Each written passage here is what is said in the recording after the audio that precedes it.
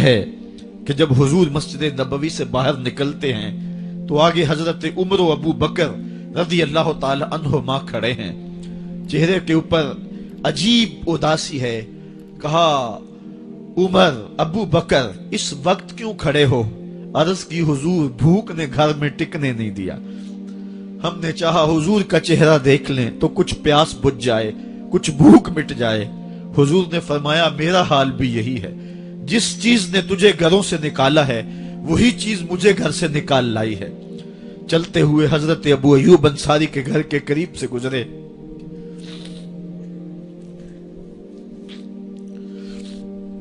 حضور کی خوشبو پا کے وہ باہر آ گئے۔ عرض کی بندہ نواز آج میرے مہمان نہیں بنتے؟ حضور نے کہا تمہاری مرضی۔ گھر لے گئے، چٹائی بچھائی، حضور کو بٹھایا، گھر والوں کو بکری کا بچہ ذبح کر کے دیا، کہا جلدی جلدی کھانا تیار کرو، میرے آقا کو بھوک لگی ہوگی۔ یہ کہہ کے واپس آئے، حضور کے پاس بیٹھے، نظر چہرے پہ پڑی تو گھبرا گئے۔ نکاحت کے آثار اتنے واضح تھے کہ سمجھ آ رہی تھی کتنے دنوں سے حضور نے کچھ نہیں کھایا۔ اٹھ کے باغ میں چلے گئے، کھجوروں کا خوشہ توڑا، حضور کے سامنے رکھا، کہا بندہ نواز جب تک کھانا تیار نہیں ہوتا یہ کھجوریں تناول فرمائیں۔ تھوڑی دیر کے بعد کھانا دسترخوان پہ لگ گیا، حضور سے عرض کی گئی حضور آئے کھانا تناول کر لیں۔ حضور نے دسترخوان پر تشریف فرما ہو کر کے حضور نے کپڑا اٹھایا تو حضور نے جب دیکھا کہ کھانا ہے تو حضور نے ایک روٹی لی اور چند بوٹیاں اٹھائیں اور ایک خادم کو بلا کر کے کہا جاؤ ہمارے گھر دے آؤ، میری بیٹی فاطمہ کتنے دنوں سے بھوکی۔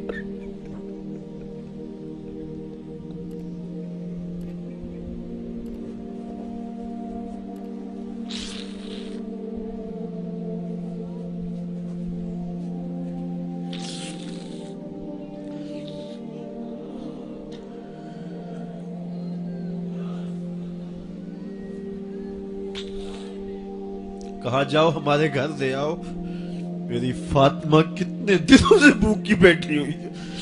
مال کے کونین ہیں گو پاس کچھ رکھتے نہیں، دو جہاں کی نعمتیں ہیں ان کے خالی ہاتھ میں۔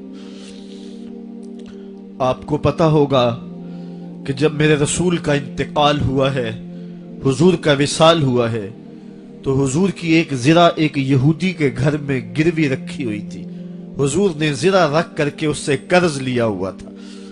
یہ اسلام کی غربت کی کہانی ہے، اور پھر اللہ نے اسلام کو امارت کے رنگ بھی دیے۔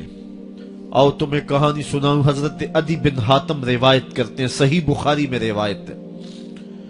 یہ حاتم تائی کے بیٹے ہیں، کہتے ہیں میں حضور کی خدمت میں حاضر ہوا، ایک شخص آیا کہنے لگا حضور غربت نے میرا برا حال کر دیا ہے، اور اس نے شکایت کی غربت کی، پسماندگی کی اور اپنی معاشی بدحالی کی۔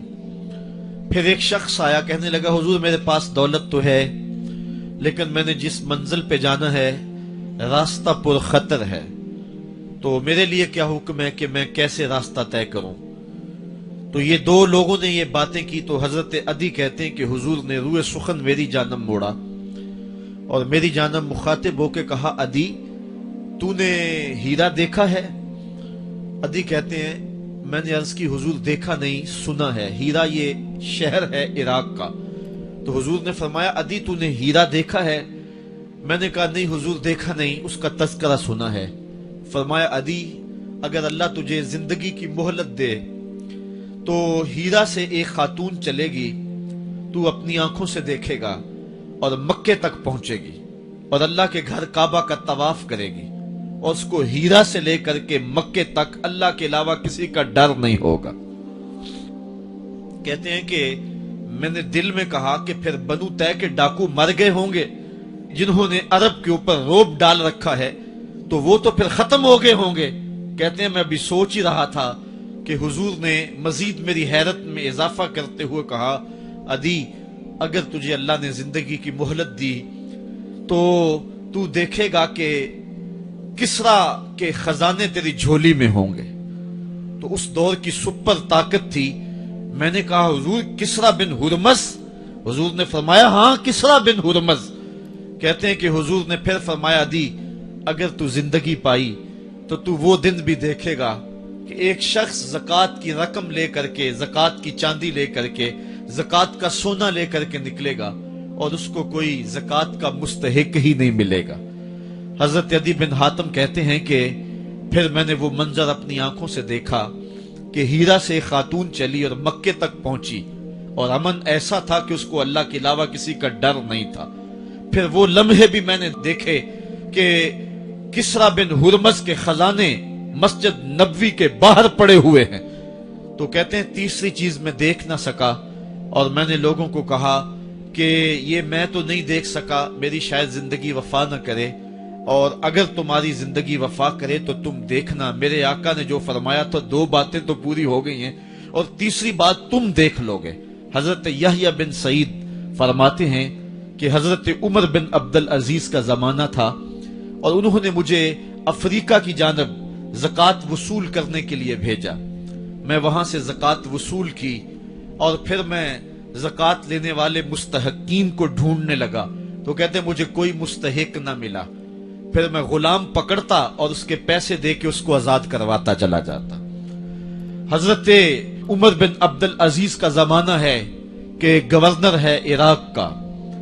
وہ حضرت عمر بن عبدالعزیز کو لکھتا ہے کہ اتنی رقم ہے، اس کا کیا کرنا ہے؟ تو عمر بن عبدالعزیز کہتے ہیں رقم لے کے یہاں نہ آنا، وہاں عراق کے لوگوں میں بانٹ دو، جو زکوٰۃ کے مستحق ہیں ان کو تقسیم کر دو. تو گورنر لکھتا ہے جو مستحق ہے ان کو دے دی، اب کوئی مستحق نہیں رہا تو میں کیا کروں؟ تو حضرت عمر بن عبدالعزیز کہتے ہیں جو مقروض ہیں ان کا قرض اتار دو. تو کہتے ہیں کہ ہاں قرض بھی میں نے اتار دیا ہے، رقم پھر بھی بچ رہی ہے، کیا کروں؟ تو حضرت عمر بن عبدالعزیز نے پھر لکھا جو شخص شادی کرنا چاہتے ہیں ان کا حق مہر ادا کر دو. میں نے کہا کہ وہ بھی کر دیا ہے، رقم پھر بھی بچ گئی ہے، اب کیا کروں؟ تو حضرت عمر بن عبدالعزیز نے مجھے لکھا کہ جو غیر مسلم ہیں جنہوں نے ٹیکس دیا ہوا ہے، جتنا ٹیکس دیا ہے اس سے دگنے پیسے ان کو قرضے میں دے دو اور ان کو کہو جاؤ اس کا کاروبار کرو، کھیتی باڑی کرو، اور ساتھ انہیں یہ بھی کہہ دینا قرض کی فکر نہ کرنا اور زیادہ اس میں پریشان نہ ہونا، جب دے سکو گے دے دینا. یہ دور بھی پھر اسلام نے دیکھا اور یہ گھڑیاں بھی دیکھی جب چتھڑے پہنے ہوئے تھے، جب پیوند لگے لباس پہنے تھے، جب پیٹ میں ڈالنے کے لقمہ بھی نہیں تھا. اللہ کا دین اس وقت بھی غالب تھا، اور جب گلیوں کے اندر ریشم بکھرا ہوا ہوتا تھا کوئی اٹھانے والا نہیں تھا، دین اس وقت بھی غالب تھا. دین کا غالب ہونا یا نہ ہونا اس کا تعلق جو ہے وہ مال و دولت سے نہیں ہے. اقبال کہتا ہے کہ زوال بندہ مومن کا بے زری سے نہیں، مومن کا زوال بے زری سے نہیں ہے بلکہ اس کا سبب کوئی اور ہے. وہ سبب ڈھونڈنا ہے کہ ہم دنیا میں رسوا ہو کے کیوں رہ گئے، ہم زمانے کے سامنے تماشا کیوں بن کے رہ گئے. آج نبی کی امت پوری کائنات میں رسوا ہو کے کیوں رہ گئی. آج ہمارا تماشا دیکھا جا رہا ہے، آج بھوکے کتوں کو ہماری بیٹی اور بہنوں کے اوپر چھوڑا جا رہا ہے اور اس کا تماشا دیکھا جا رہا ہے. کیا ہم نے یہ دن بھی دیکھنے تھے؟ ہم نے سراغ لگانا ہے. دولت کی قلت اور کثرت یہ ثانوی چیزیں ہیں. ہم نے تاریخ میں دیکھا ہے ہم کبھی مالی طور پہ کمزور تھے، رسوا نہیں ہوئے ہیں. مال زیادہ ہو گیا، رسوا نہیں ہوئے ہیں. رسوائی کے سبب کوئی اور ہیں. آئیے تمہیں کہاں